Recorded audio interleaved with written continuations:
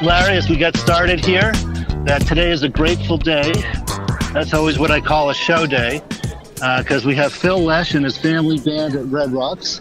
So I'm recording this podcast from the steps of Red Rocks, and I'm looking forward to talking about some of the experiences I've had here over the years. Saw the Grateful Dead here a bunch between 1983 and 1987. But also, substantively, I think we should talk about my trip to Washington, D.C. last week. Yeah, that's what I want to hear about. Very interesting. I've learned more and more about Washington every time I go there. This is my fifth time going there to lobby Congress with the National Cannabis Industry Association. And, you got to leave your reason and logic at the door in Washington, D.C. because, we come from the business world, the cannabis industry in the business world. In Washington, economic issues really come in about fifth. The first is, will it help me get reelected? Will it offend my donor base? Are there social issues that we have to deal with? And as Congressman Steve Scalise told me one of my first trips here 5 years ago, he said, we know here in Washington that we're 5 years or so behind public opinion. And we are institutionally designed to do that and to be that way. We don't want to do anything on a knee jerk. We want to make sure all sides have been heard and all the arguments have been made before the federal government makes a change. So on the big cannabis issues, federal legalization, business deductions under 280E, safe banking, I really think those issues might still be 2 or 3 years off. But the good news is they're taking us seriously. When I first started doing this, they literally laughed at us. They said, is there really a National Cannabis Industry Association? And today, every politician in elected office or running for office has to take a position on cannabis. And the tide is with us. So that was my big takeaway from Washington, D.C. Yeah, we haven't got anything, our big issues settled or passed in our favor, but they're taking us seriously. There's bills before Congress. They may not make it. The bills may not make it this Congress or this year, but it's coming. And people are lining up with their issues and their financial issues, their tax issues. Will there be an excise tax on marijuana if it's federally legal? How much will that be? I heard a lot about social justice. We got surprising when we were asking for support for our safe banking bill and our 280E fix. We got pushback from the left. I won't mention names, but some very important congressmen and senators said, no, we're not supporting the bill as it stands right now. Not until we have more of our social justice issues addressed.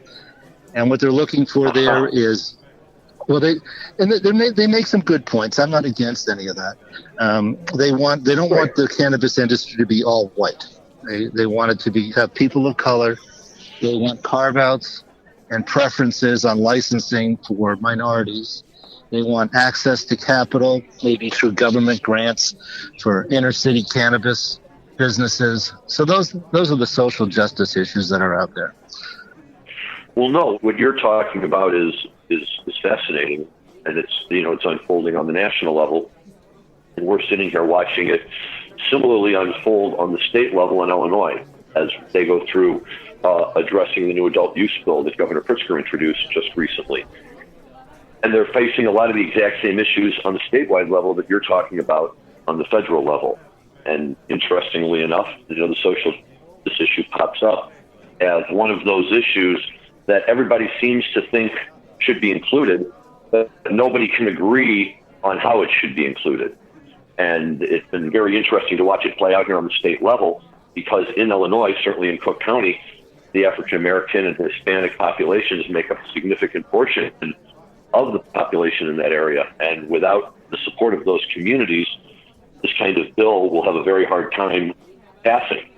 But now that at least the initial ideas have been put into place, people are finding out it's not so easy to engage in that type of legislation. So it's interesting to see it play out everywhere. But what I really like, most importantly, about what you just said, is the change in attitude that you've experienced over the last 5 years. And the fact that people now take you seriously and are willing to have this conversation with you is significant. And even if they're not giving us the answers that we're looking for right now, the fact that at least they're taking the time to talk to you and take you seriously is a huge step in the right direction. Yes. And the question is, how do you get it done? I guess my big takeaway is that the federal government is not going to give us the cannabis industry on a silver platter. They're going to get paid for it one way or the other. And getting paid for it may not be in dollars. It might be in social justice issues and preferences for minorities. It might be to pay for infrastructure. It might be to pay for a particular head of a committee's pet project. Some very smart lobbyists. I had a 20-minute meeting with them that turned into a 2-hour meeting. And they said, you have to understand how things get done in Washington. It is the Christmas tree where everybody gets to hang an ornament on the Christmas tree and everybody's pet project. But it's very important, they said, to fix the tax deductions and the banking, you need to move it from a marijuana issue. You have a lot of congressmen and senators that don't want to stick their necks out there on the word marijuana. They said you need to turn it into a tax issue and make it into a revenue issue, and that the senators and congressmen can get their projects funded with revenue from marijuana. So as I said, I'm learning a lot. I think I may have learned more this time than the other 4 times combined. But it does seem like we're getting some traction. And it does seem now the basic gist of things in Washington, it is inevitable. It's more when and how and no longer if. I think that's absolutely true, when and how, and that's what we're going to see. The tide has shifted in a way that will not allow it to go back in the other direction, which is great. But, as I tell a lot of my clients, the problem with an industry actually becoming legal is that now you have all of the other headaches and all of the other problems and all of the other everything that any other business has. And so while we're working our way through these issues, again, the thing that I just keep coming back to is how great is it that we have these issues that we get to work our way through, right? 5 years ago, there were no issues because there was no business going on.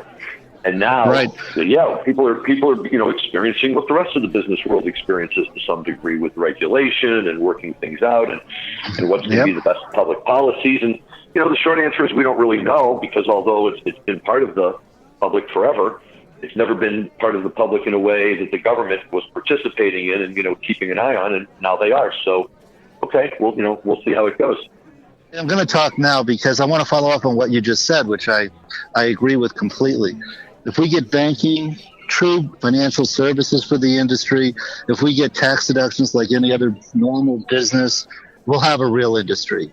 Until then, it's the Wild West. It changes every day. People who got along yesterday are suing each other today. What you thought you were doing right, you're getting penalized for by a state regulator. Capital formation is crazy, but our lives are not boring. Well, that's true. They're not boring. And every time one of these issues arises and we have to deal with it, it's, what I call a good headache. It's a headache that you want to have because it's a regular businessman's headache. And that's all you can ever ask for. Just because it's legal doesn't mean it's going to be easy. I'll switch gears here a little bit. Experiences I've had here at Red Rocks.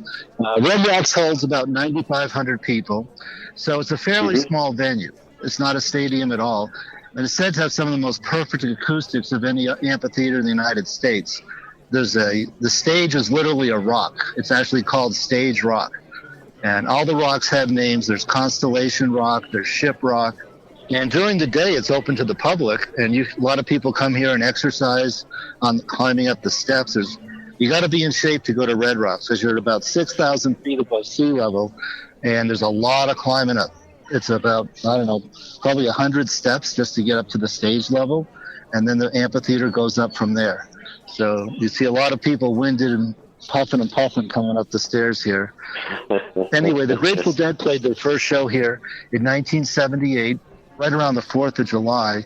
And those are some very famous shows. Dark Star Orchestra recreated the second Grateful Dead show, I think it was July 5th, 1978, here at Red Rocks last year.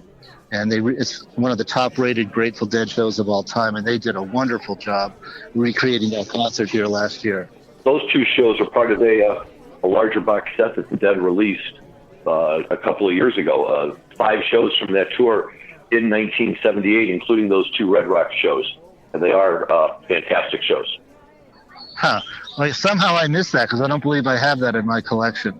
But my first Grateful Dead show here was 1983. And my wife and I moved here in 82, so we didn't see the 82 shows, but we did see 83, 84, 85. 86 was when Jerry had his coma, so the shows got canceled that year. And then 87 was the last year. In 1987, that's when In the Dark came out, and the Grateful Dead just got really, really big nationally. And so they outgrew Red Rocks. And that show, there was way more people at that show. And I was at most of those shows between 83 and 87, and I was at the very last Grateful Dead show here in August of 1987, and it was so overcrowded. There's a hill behind Red Rocks where on sold-out shows, they let the young people climb up there on the hill.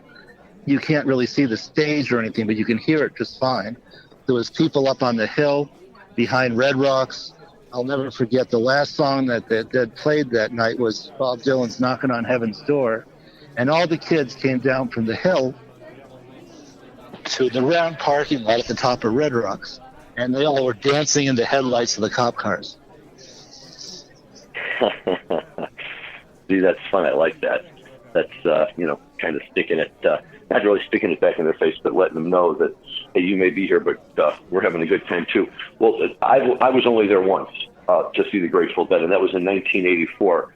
And a group of us drove out from Ann Arbor, went out there to see the shows. We had heard all about Red Rocks. We had never seen it though before, and got there and was just amazed by it. And you're right, Jim. In reality, it holds just under 10,000 people. But when you get there, you first walk in and you look up, and it just kind of seems to go straight up forever.